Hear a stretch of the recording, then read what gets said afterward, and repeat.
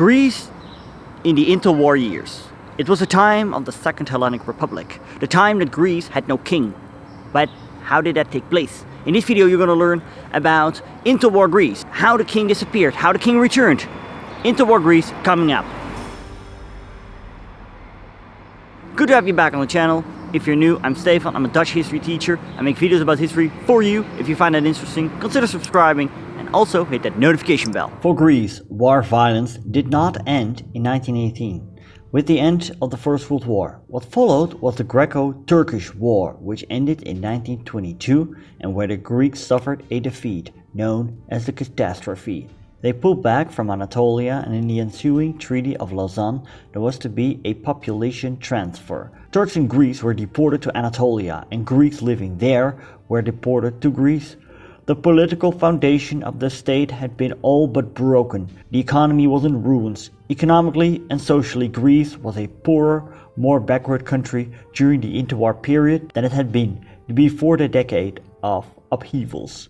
The resettlement of Greek refugees from Turkey imposed a major challenge for the Greek government.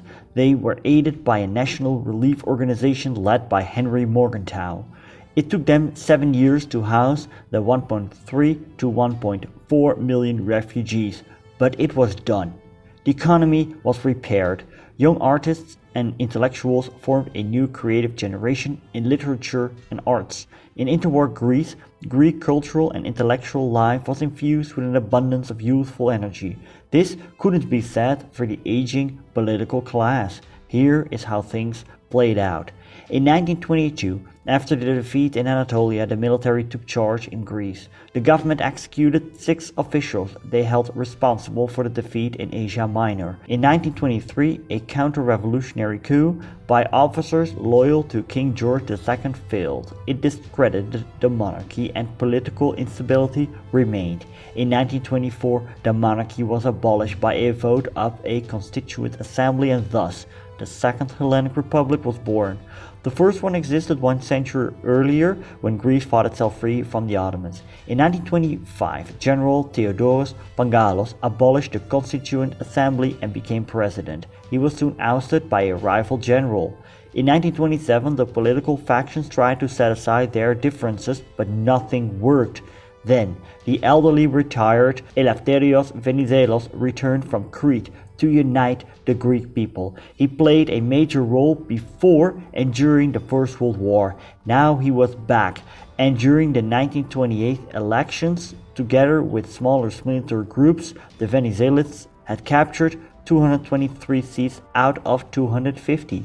A writer described Venizelos' return to parliament. He was tall, straight, robust and slim, his cheeks glowing in the pink of health, smiling in all directions, an enigmatic smile that combined fatherly tenderness, womanly vanity, and superior irony, autocratic and affable, easygoing, open-hearted, intimate and fearsomely strong-willed, effortlessly master of himself and all around him, a hard man but one of uncommon grace, exquisite cunning and flexibility. This was Prime Minister Eleftherios Venizelos, son of Odysseus, full of sinew, passion, strength, spirit, and above all, artistry. Venizelos' new political period started actually quite well. Social and economic reforms were carried out. Looking at foreign policy, Venizelos accepted the new geopolitical realities. He made regional alliances with Albania and Yugoslavia. Perhaps his biggest diplomatic success was a pact with Turkey signed in October 1930. The so-called Pact of Friendship, Neutrality, Conciliation and Judicial Statement. Many Greeks came to terms with the fact that the territories they lost in Anatolia were lost for good. Only Bulgaria did not sign the so-called Balkan Entente, but relations with this country had been better than before. Also, Venizelos made visits to Paris and London to make economic deals. Speaking of economy, initially Greece didn't suffer that bad as a consequence of the Great Depression. However, when in 1931 Great Britain left the gold standard, the Greek currency, the drachma, came under immense pressure.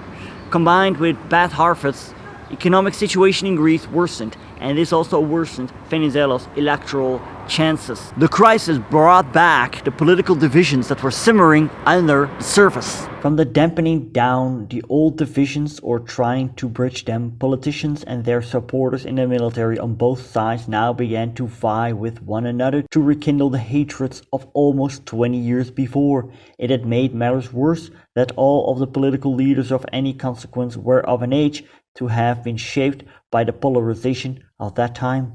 In 1933, new elections gave a majority to the right-wing People's Party, the main rival of Venizelos' Liberal Party. Military supporters of the latter, led by General Nikolaos Plastidas, staged a military coup, which failed. 2 years of political instability followed, in which Venizelos was almost assassinated. In 1935, another coup was staged by Plastidas, with the full support of Venizelos himself. This resulted in failure. Both he and Venizelos fled the country. Venizelos left for France and would pass away the following year. In the same year, another coup d'etat followed, this time led by General Condilis. This meant the end of the Second Hellenic Republic and the restoration of King George II to the throne. According to a referendum, the result was an implausible 97.87% of votes cast in favor of the king's return. Nobody necessarily thought that restoration of the monarchy would heal the divisions or bring any more stable government. On the contrary, it was to be the proof of who was in charge now, one in the eye for the hated Venizelos. The old schism was back in strength. And if that wasn't enough coup d'etats, in 1936 there was another one, perpetrated by General Ioannis Metaxas, who established the 4th of August regime, a semi-totalitarian state.